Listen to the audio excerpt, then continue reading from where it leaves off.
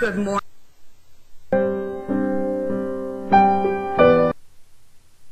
I'm Lois Hollis. I'm Special Assistant to the Deputy Commissioner here at the Coordinating Board. And I've got with me Matt Oram and Lynn Kenyon. And we're going to go through some of the basics of the net price calculator. We're going to go through some questions and answers. And if you have any questions as we go through this, you can email them to me. I think Lynn sent you my email address. And in case you don't have it, it's lois.hollis@thecb.state.tx.us. And with that, I'll get Matt to introduce himself, and then Lynn. Good morning. I'm Matt Oram. I'm the Director for College Access Initiatives with the University of Texas at Austin Institute for Public School Initiatives, and we are on contract with the Coordinating Board to help develop this net price calculator in collaboration with the Financial Aid Committee, Lois and her staff. So we're glad to have this kind of first run-through on a webinar of this calculator, and with that I'll let Lynn introduce herself, and then we'll get into the details of the calculator. Good morning. I'm Lynn Kenyon, Assistant Director in the Grants and Special Programs Office here at the Texas Higher Education Coordinating Board. I will probably be one of your primary contacts for the net price calculator as we get it up and rolling. So I'll turn it over to Matt. So the product we're calling Texas Aid for College was started quite some time ago in concept from a product called Texas College Money that was developed by the UT system, which gave comparable information across the UT system institutions of basic estimates of financial aid. This was picked up in concept also by the Voluntary System of Accountability. Any of your institutions that participate in the VSA will recognize many of the same functionalities that are in the Texas version. What came next was the Higher Education Opportunity Act of 2008, which mandated a net price calculator for all public-private colleges and universities, and that calculator be posted on an institution's website. The feds have a federal template which they provided for free, and institutions can build their own, and some institutions are going into consortiums and states to meet the requirements of that mandate. Texas has a special law, SB 1764, sponsored by Kirk Watson, this last session, which requires all public institutions, 2- and 4-year institutions, to participate in the product that the Coordinating Board is pulling together.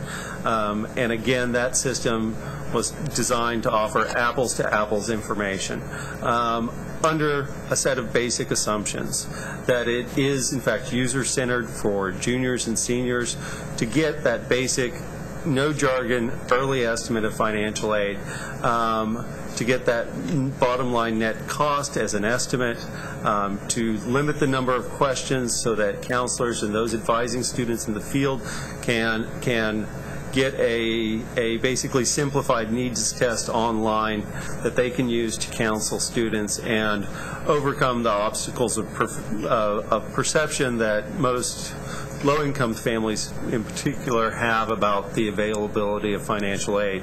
The data is provided by you, financial aid offices, rather than an institutional research office or others. So it is your information about what you do with the awards you give to students. And at the end of the day, the goal is to increase FAFSA participation and encourage students that may not have taken that step to complete the FAFSA. So there are 3 main applications in the estimator application. There is a administrator application, which is actually 2 sides. There's your administrator application, and then the Coordinating Board has an administrator application, and that is, we'll go through that. That is your entry point as an institution to upload your data, to view your budgets, and to upload other information that we'll get into. There is the algorithm that makes the calculation, and there's the database of budgets and awards that run behind the scene. The EFC algorithm, as you'll see, is based on the simplified needs test again, and with very little modification from that. The last application is the most important one, which is the public-facing application, the end-user application. Right now that is in English as we go through this testing phase, but it will be in English and Spanish. And it's need-based analysis for in-state dependent or independent students. The goals of the program is to meet the HEOA and state guidelines by February 2010. And to provide apples to apples, again, cost and aid information. So there is some lowest common denominator kinds of work in this, but really it puts a level playing field out there, especially for need-based aid eligible students. Again, the purpose is to overcome obstacles of perception about cost and aid, not to really use this as a institutional recruitment tool or a competitive tool among institutions. The most accurate estimates are for those auto, zero, and simplified needs test eligible students. So with that, we will go straight to a demo, and of both the user and the administrator application, unless there are some questions that have come in through the web. So far, so good, yeah.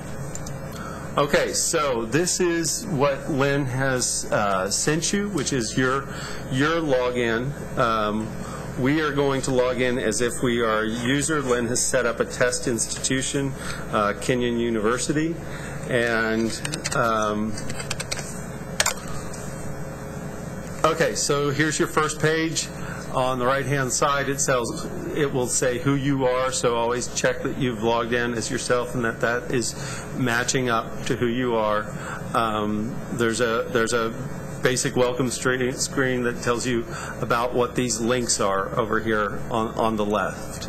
So these are links, and they'll highlight as you scroll through. This is the basics page. You're there. The budgets page. This is where you can view the budget that you have submitted to the coordinating board as part of your college student budget report. And they will take questions about that report and how to get that right and update that. Each of these pages has a show help. This one actually has some instructions about what the budgets are. This is from the coordinating board again, and what these mean. So here's in-state and out-of-state, and the campus and the budgets that you submit as they are matched up to the coordinating board. You do not change this through this site, but you can view it through this site. The next tab, this is the most important tab. This one and the data import tab are the most important ones. Right now you will see, and all of your institutions will see zeros when you log into your system. And again, there's a show help that has some help text in here, and there's two tabs for dependent and independent awards. Both will be zero. There's also the ability to change for the residency. And each one of those, you can go in and hand enter your award information within these EFC ranges. The EFC ranges are preset by the coordinating board in $500 increments going up to $20,500. If there's a request to change some of those, we'll entertain them as a group, bring them to the financial aid committee, and those changes can be made. Right now they're preset again to put everybody on the same level field. And there are,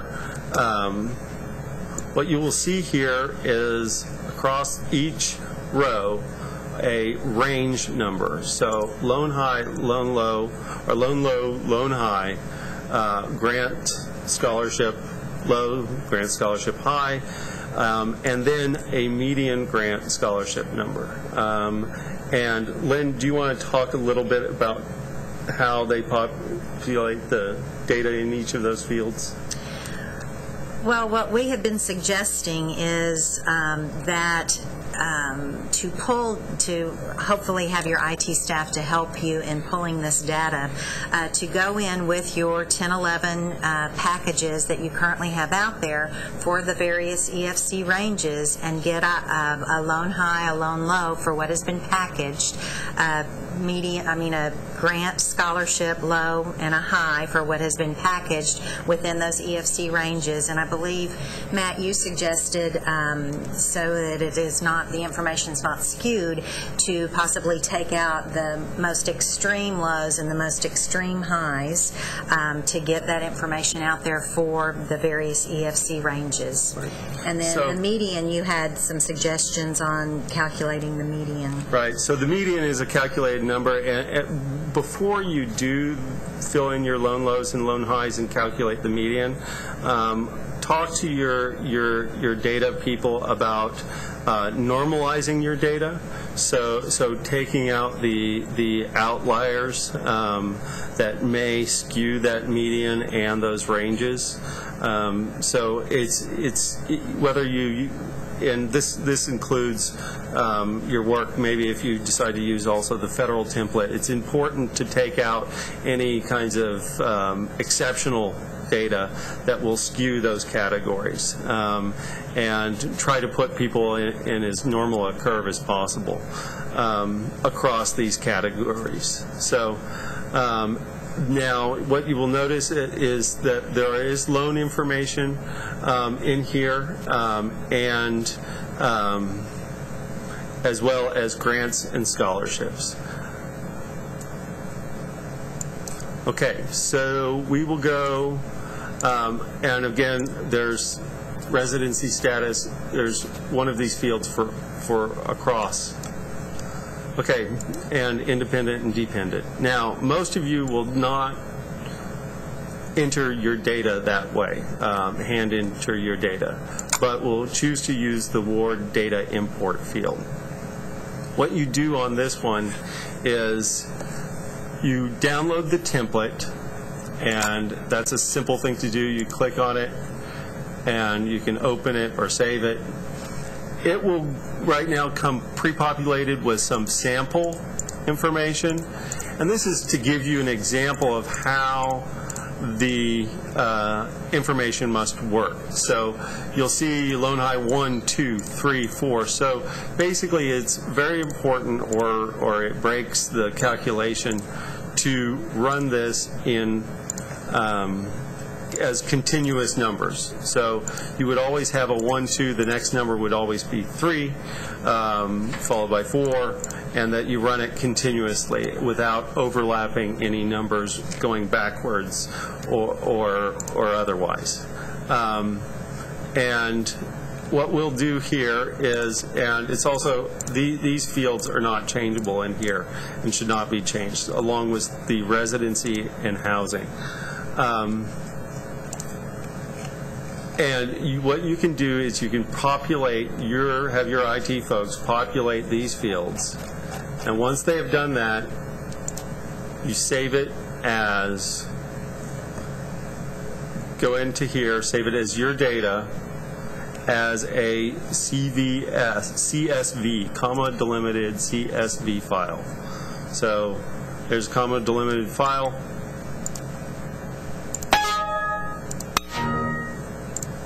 That's fine, you save it. And we've got a couple of out here, and once you've saved your dependent and your independent files, hit browse and find those files. So here's dependent, and for Kenyon University, What it will do is it will show you the populated tables. And Make sure and save it. you just make sure it's all there, and then you hit save. It asks you, it's going to overwrite whatever you did before,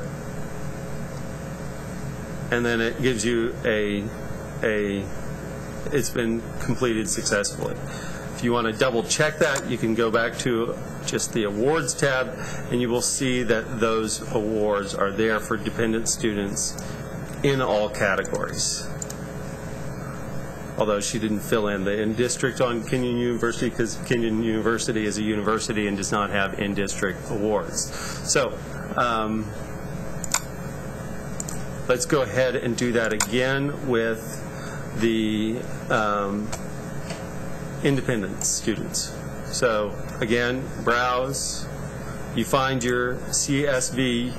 You will see a CSV has a little bit designation. You'll have that, or sorry, CSV has a little bit different designation, and you'll see that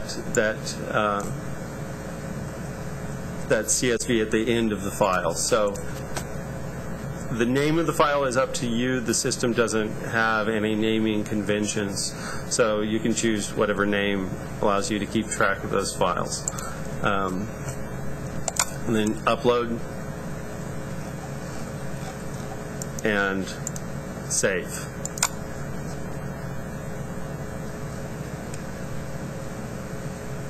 And that one was there successfully as well. You can go back to awards, check independent in our different categories, and it's there. Okay, so moving on from the awards data import. This has been the one that most folks have questions about, and Lynn and I and Lois are here as you populate your tables to answer those questions, and you can refer to this and a list of FAQs that Lynn sent out in advance of this webinar. Okay, optional text. This is your chance to put in your special caveats for the system, or anything else that you want students to know about the aid that you have packaged, or the aid awards that you've put out there. There is a limit to it, but it's fairly large. I just copied this from an article in the New York Times about Dow Jones slipping, but in any case, you can make this active, or you can choose not to have optional text. And so you're not. There's nothing that you have to enter in here. This is not required by the law. It's not required by that you say anything here. As we go into the actual application, you will see the public-facing application. There is a disclaimer at the very beginning that covers a lot of the issues that some folks may have. So this is really to talk about what your aid estimate means. If you have special types of aid that you want students to know about, special scholarships, you want them to know about that, you can put that information in here. Again, you save changes, and it uploads successfully. So your logo. There's been some questions about the logo, and the most important thing about the logo is that it has to be small. We are putting 3 institutions on a page, and so we limit the pixel size of that logo to 50 by 50 in size. And this is, this is optional. You do not have to put in a logo, but it looks good if you do. Again, you browse and you find a logo. In this case, I'm just one that I created, and you can upload that successfully. Have a graphics team take your logo and make it 50 by 50. That's the most important thing. If it's not that or less than that, it will not display correctly. So GIFs or JPEGs, 50 by 50 pixels in size. And this will actually display when the public goes in to actually use the calculator. They'll see the logos right above your institutional name. Now, there are some things here that you are not seeing, and I will just that Lynn and Lois control that are related to your information and your accounts. One of those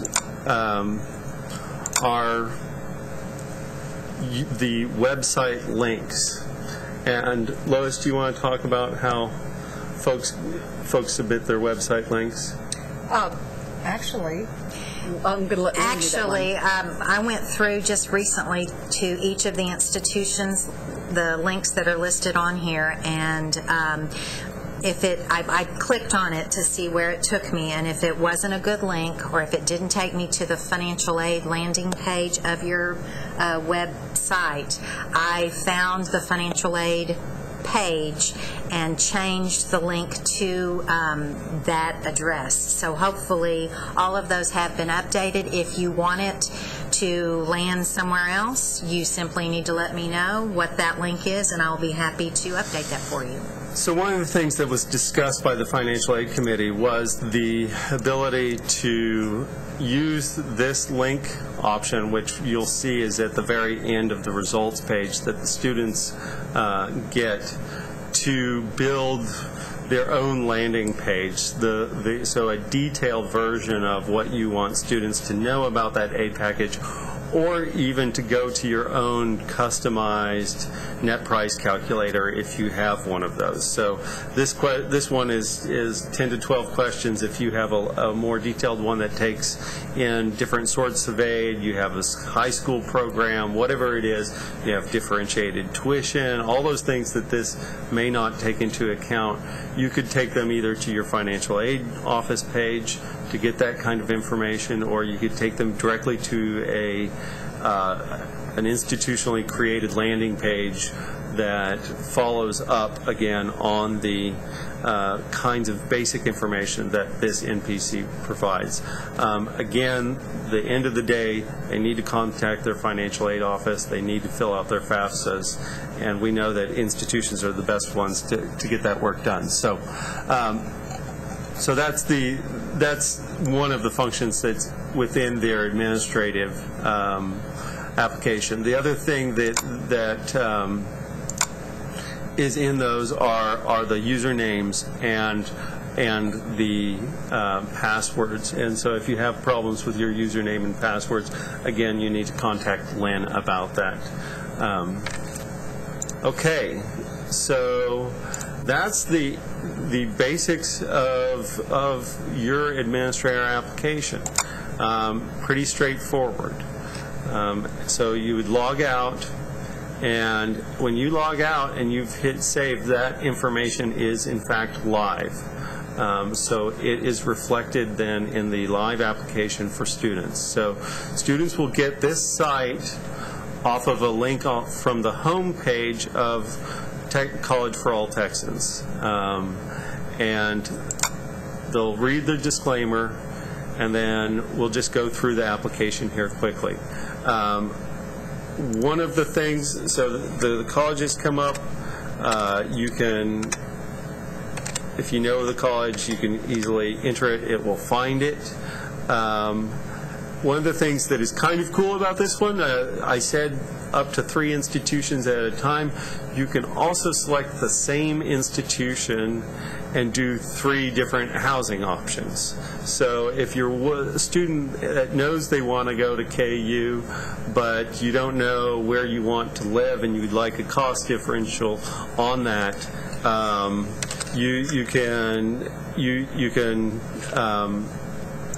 run the same institution for 3 different options. So under each of these, there's a more info box, and in this case, it links off to the college locator to find an institution if they don't know which institution they want to go to. And so each one has the basic information of what that question means. When they complete a question, as you've noticed, it goes, the system goes to green. Some of these questions now are now actually going to change what we see in the next page, because questions 3, 4, and 5 are what the Department of Education set as the residency questions for their NPC. So these are the questions answering above 24, answering married or eligible dependents will trigger the system to go into providing an independent student rather than a dependent student awards table. So those were the 3 questions that were put out as by the Department of Education as part of their NPC requirement. Again, there's more info in here, and that can change easily as those definitions may change. And here's a question that some folks have some issues with. This does not answer all questions, but Texas does right now do Texas Grant and other forms of aid, and of course tuition for eligible non-citizens. So the wording is to pick up those eligible students in this.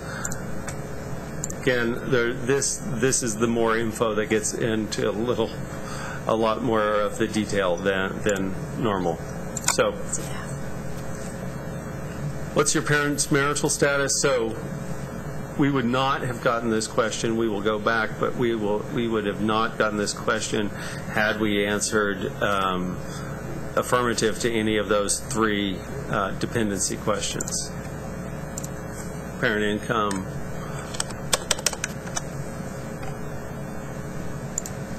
You can, after filling in your data, you can hit Tab to go to any of the next fields, and it works fairly fast that way. 13, of course, is the exemption, the household exemption, and the number in college exemption. Okay, so see the red? I entered 5 folks in the household, and then I entered 6 on number 14 for the number in college. So it picked that up and didn't like it, and turned that question red.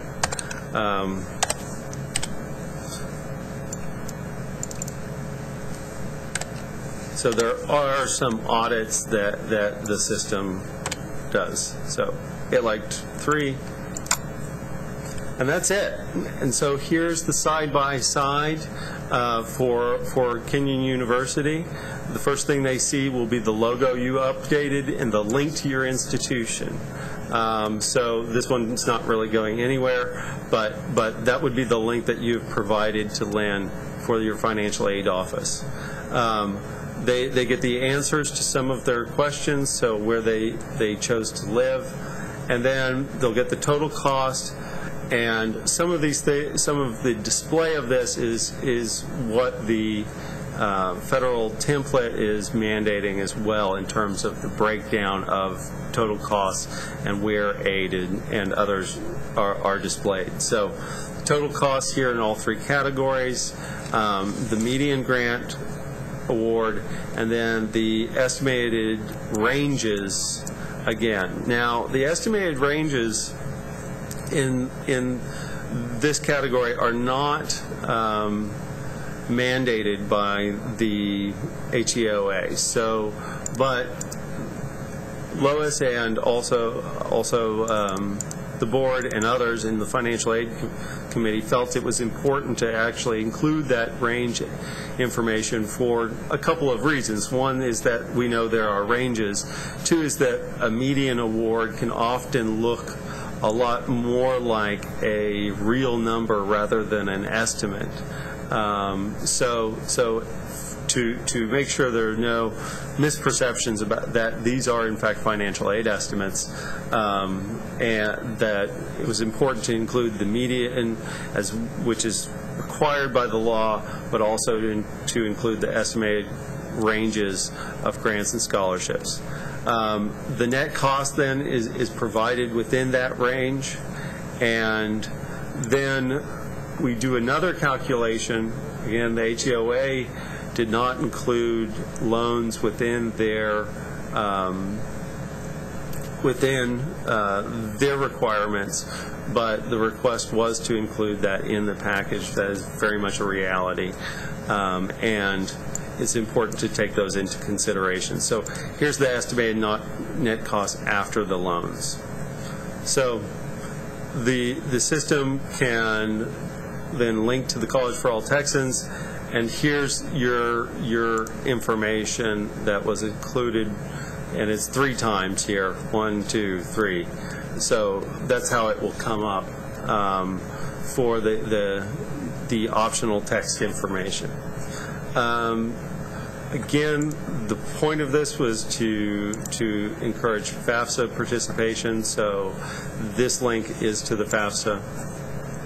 If you decide to print results, it will print the caveats page and the disclaimer page along with the aid estimates. So it reformats it so that folks know that this is not an award letter and cannot be used to actually receive any kind of aid.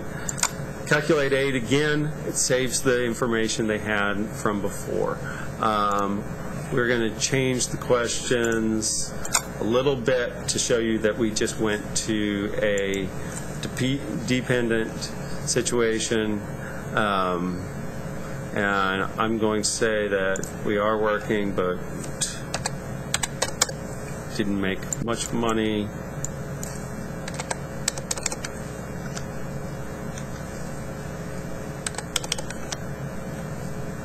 So again, it added questions. The questions that are added are in brown, and the questions that were answered are in green. Some of these may change, of course.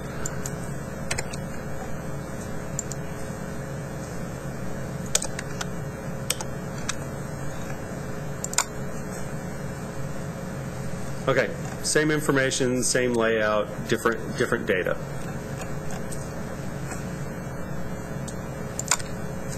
That is the system in its whole. So at this point, I believe we will take some questions that have come in before this event and then also that have come in during. Okay, and I have a list of questions here that we're going to go through. The first question, will the state's NPC meet the federal requirements as well as the state requirements? And Lois, I'm going to ask you if you'll answer that question. I'd be glad to. Our intention, and actually the statute that set this up, was that these requirements do meet the federal requirements. To get a little more assurance, we are sending a letter to the Department of Ed. I've talked to them offline about this. They were very excited about what we're doing and don't see any problem for approving it for all the Texas institutions. Okay. Next question. Are all higher education institutions in Texas required to participate in the MPC? Lois, I'll let you answer that one as well. All public institutions are required to participate, and then all private institutions are encouraged to participate.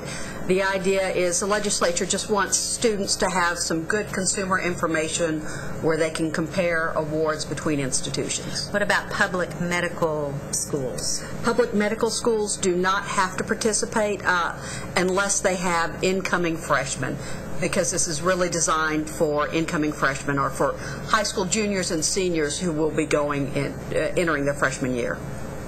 This one we already addressed, I believe, in the presentation, but I'll go ahead and ask it. What is the trick to getting our school's logo to upload correctly? Matt? The trick is that the logo is 50 pixels by 50 pixels. So not 50 centimeters or 50 inches or 50, but that is 50 pixels by 50 pixels. And then you can upload that image and it should work just fine. If you have problems with that, of course, give Lynn a call. She'll pass it on to me and we'll get it fixed. Okay. Do I have to use the template under the Awards Data Import tab to enter in our award information, or can I enter it in directly under the Awards tab? Matt? You can enter it in directly under the Awards tab, and you simply enter the numbers and then hit tab to go from one field to the next field. I would encourage you to, of course, check and double-check your typing on that, to check the accuracy of that the awards are continuous, that you're entering, and that you have no, again, typos. Okay. I am unable to update my institution's budget information in the NPC. What do I do? We did address this a little bit in the presentation. The budget information has been automatically uploaded for you from your CSB, your college student budget information that was submitted to the coordinating board by April the 1st of this last year, which is your 10-11 budget information. If, when you get into the net price calculator, you see that budget information that you submitted previously now needs to be updated, you actually need to update the CSB. We want to make sure that there's consistent information between the CSB and the net price calculator. So if you see that information needs to be updated, update it in the CSB. And if you need help doing that, Ken Pawn in our office would be more than happy to help you do that.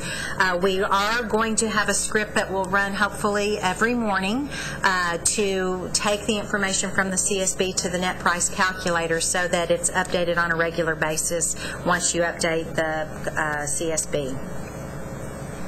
Okay, next question.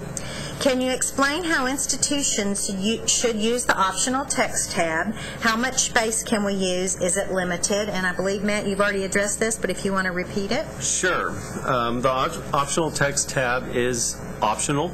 You do not have to use that, but it is your place to put on the page any institution-specific caveats or information that you would like students to know about the estimate they get from the coordinating board's NPC.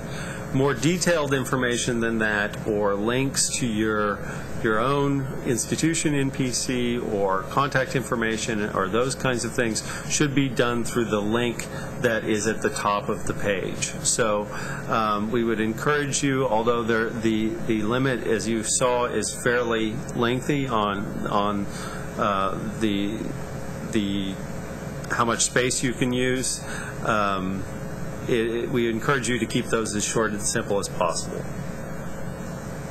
Okay, I just want to remind everyone while we're answering some of these questions that if you do have a question that you want to email in before the end of this broadcast, you can do that. You simply use Lois's email address. It's lois.hollis@thec.state.tx.us, and we'll be happy to try to get to those. The next question that we have is, how should TSTC enter our residency codes? When we log into the website, it gives us the options that other two-year schools have for residency, but we don't have in-district and out-of-district.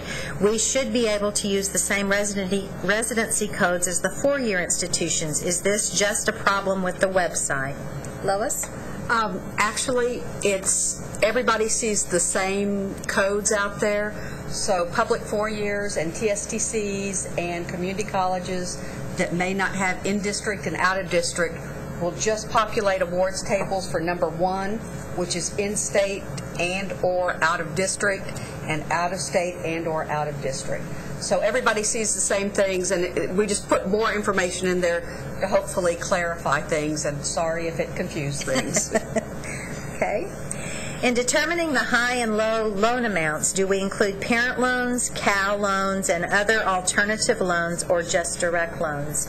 Our answer to this question, since this is intended to give incoming freshmen an idea of what their aid package will be at the various institutions for their EFC range, if you would include what you would normally package for those EFC ranges, and if that includes parent loans, if that includes college access loan or other alternative loans, I would assume usually your alternative loans aren't packaged until the student requests it, but there may be some institutions, especially the higher cost institutions, that do include those in there from the get-go. But it should be a typical package that you would give for a student with that particular EFC. So if that would include your parent loans and other loans, then yes, do include those in there. We addressed this during the presentation, but I will go ahead and ask. There was just some confusion about the highs and the lows and how to come up with the median. Do you want to answer that, or kind of go over that question again about how should they determine their highs and lows and the median? Well, the first important point is to normalize the data. So you will use your current packaging to populate the highs and lows within each EFC range and to find the median. But you will want someone to kind of scrub that data first of outliers and any exceptional cases, so that you're doing something that falls within the more typical range of awards. So if you do have the bassoon player that was very low need but got a huge aid package, or for whatever reason, or athletes or others that you may not want to include in that, and that's perfectly okay under the federal requirements to normalize your information. Okay. This was a good question. Is there going to be a deadline for updating information each year in the net price calculator? Lois? What we've discussed is in July bringing down the net price calculator for about a month and letting everybody update their tables for the new year, and then bringing up the net price calculator again August 1st with all the refreshed data so that the new students can have access to it. So that's our plan for now. If you see any issues with that, let us know, because there may be things we didn't think about, and we still have some time to adjust. Okay. This is one I've been hearing a lot lately. I still cannot upload award information to the NPC. Can you help? I'll kind of start that out, and Matt can help as well. We did have some issues with some of the institutions. We never figured out exactly why, but some of the institutions were locked out of the system, and even though they were able, it appeared to them as if they were uploading their tables successfully, it wasn't actually uploading. So we hope to have that fixed. Is there anything you want to add to that, Matt? No, if you have a problem or you're locked out, we can reset you to zeros, and it should work just fine. They are pre-populating your budgets and your account numbers internally, and that caused the initial lockout of some institutions. Again, we're still tracking down what the issue was there, but everybody works right now, so it's not broken, so we're not going to fix anything until it happens. So let us know if you have that issue as soon as possible so that we can track it down. But as of now, it works for everyone. So. And if all else fails, you can always send me your file that's saved in your CSV format, and I will try to upload it for you if I know which is dependent and which is independent. I'd be happy to do that. But we have done testing. We have actually gone in under your logins, and it seems to be working. So we'll keep our fingers and our toes crossed. Another question, is there a comprehensive document on how to get started with the NPC? Currently, there's not, but I think that's a great idea, so that's something we're going to work on. And we'll post it out on the web and send out an email to let you know when it's been developed. And I think you had one written there. What is Matt referring to about non-overlapping numbers on the award table. What I mean is that the numbers as you go up the EFC range in the awards, so the ranges, this is not the median calculation, but the ranges should be continuous. So if an award is the range of awards is 500 to 1,000 in a 0 EFC, and in a 500 EFC, the award then should be 1,001 to 1,500, or so you would always add one so that it is a continuous field. Okay. That's all the questions that I have. We've got we have another question? Go ahead if you want to read it. Can HTML tags be added for formatting purposes? I'll let Matt do that one. In the optional text right now, HTML tags are not added, but I think we could definitely take a look at that if that's something that you want to do. In general, we can't control what people put in those, so the coordinating board can't monitor what links you're using there. So right now, the only HTML that can be used is the link that's under your institution logo that goes to the page that you want it to go to. So that's the link that they will see and control and can verify that it works and is correct. Okay, so we've gotten some more questions. This one is, I don't understand what you were saying about loan low and loan high. Is this the lowest amount of loan or highest amount that was packaged in each category? What did you mean about no gaps between the loan numbers? And you may have already addressed that somewhat. And I did not hear the explanation of grant median. Please give details. Okay, let's just go back in to look at the screen again and look. I have a question while you're pulling that up based on the answer that you just gave a second ago about no overlapping awards. Within certain EFCs, in my experience, you can have, like for an EFC of 0 to 500, a grant or scholarship from 200 to 1,500, and then for the higher EFC, a grant range from 200 to 1,000. So they could, in the financial aid world, right. That is possible. Actually, Does that make sense? All right, so I misspoke. The loan low and loan high or grant low and grant high are, in fact, you can put the numbers in there that you actually calculated.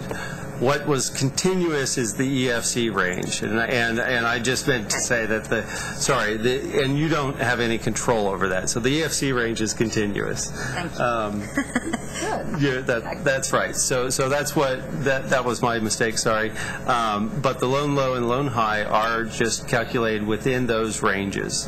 And obviously they should reflect what you do. The coordinating board and others will not, if you say in every EFC range that you give between, as this one did in loans, say you say between $50 and $5,000, and you put that in every EFC range, that's not valuable information and would not meet the federal requirements or the state requirements. So it needs to be an accurate reflection of what you do within each of those EFC ranges.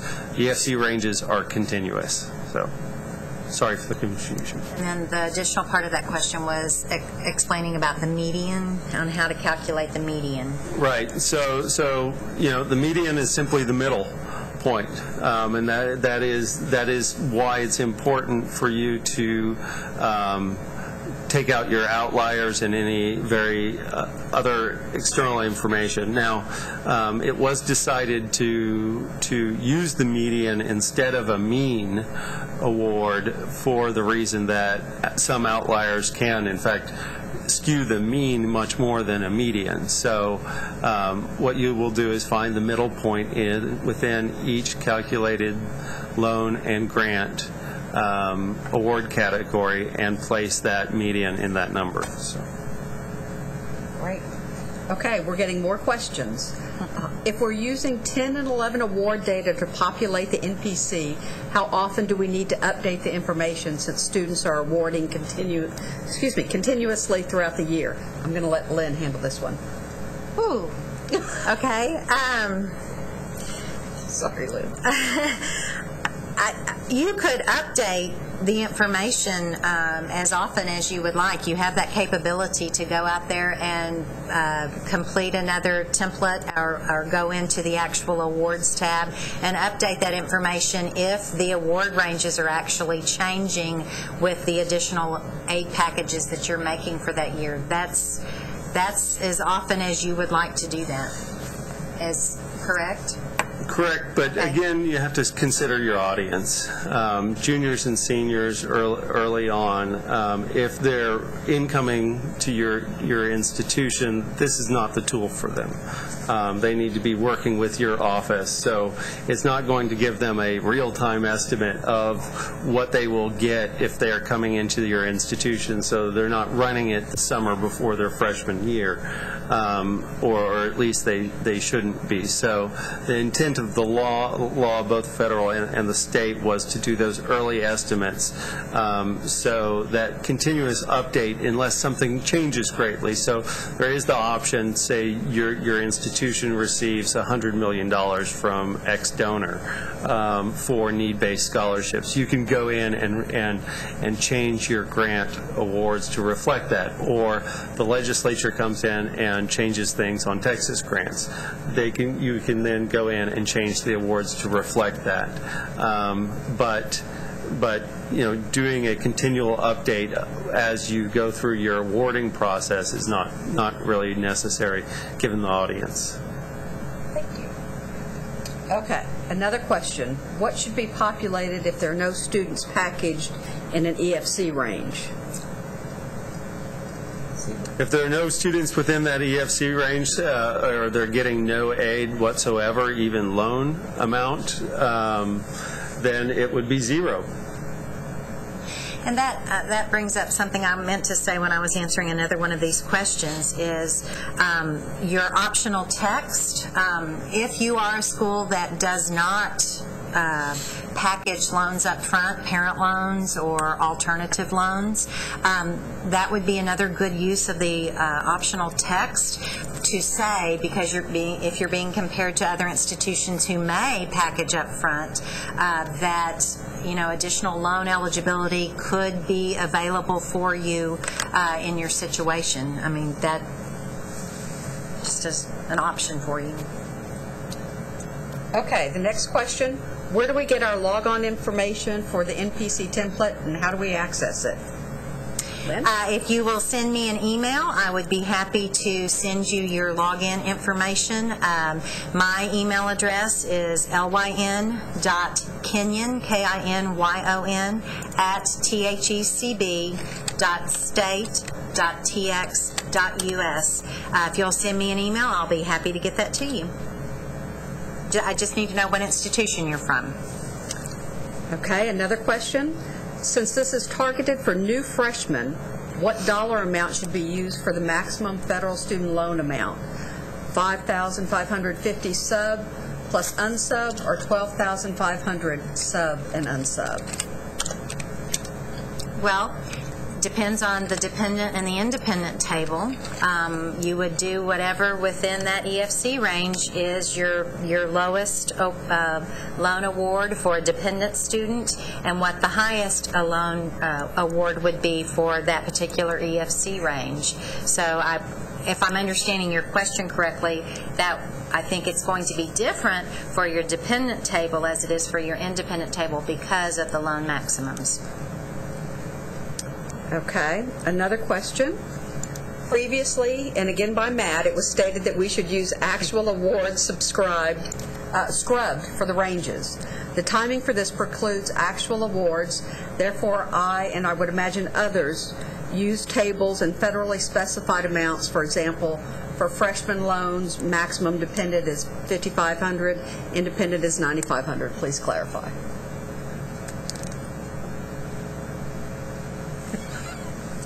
Again, this is a policy decision based on the coordinating board of how and what data are used. The only requirements the Fed has is that the budgets that are used match up with the awards that are used. So if it's a 2010 budget, that you would use your 2010 awards information. And so those two things have to match. If you're not able to now use your if you're not done yet with your 2010 award information, you may have a lag period. But I think it also goes back to the question we just answered.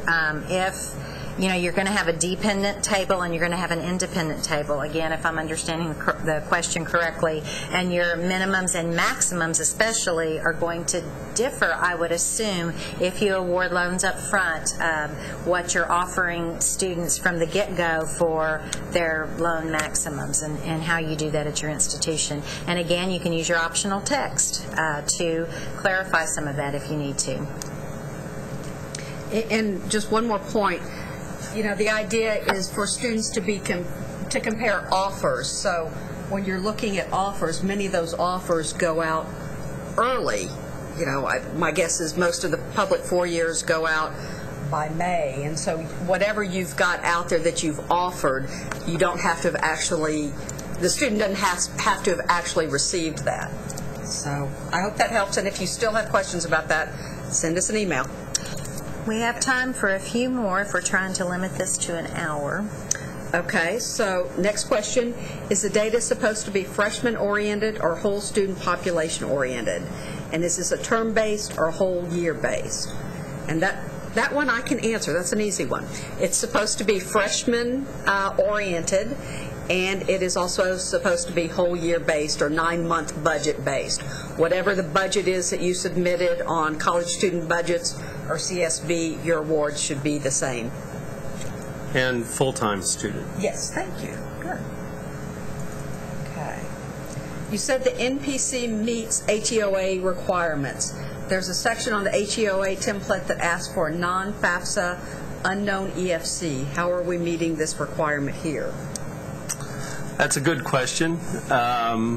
We will request that we do not have to ask the question about non-FAFSA filers as we submit this. That is a question that a lot of folks have had trouble with. As you know, the results from that question, it takes you immediately to a results page, which would be all the age any particular student within that or any particular student on campus that did not complete a FAFSA received. And in some cases, because of special awards and other things, that could be more than a normal aid package if you completed a FAFSA. So the request is to not have to ask that question. Okay. One last question. It's really a grade level question, not an independent, dependent question because of the focus on freshmen. Okay, and this was about the loan amounts, maximum federal student loan. So yes, you would use the amounts for freshmen in this case. Okay. Do we have any additional questions? That's the last question we've got. If you want to go to the screen again, Lois and Lynn's email are up there, and they're available for questions, and so am I. And I'll put my information up here as well. And I would like to remind you that this is being taped, so that if you had staff members that were unable to listen in today, that you feel like would benefit from this information, it probably not today, but within probably the next day or so, I will let you know that it is available and where it's available, that you can go out and listen to the taped version of this presentation. And we thank you for joining us. And you can still, like Matt said, you can still send in your questions. We'll compile a Q&A and send it out to everybody also. So thank you again.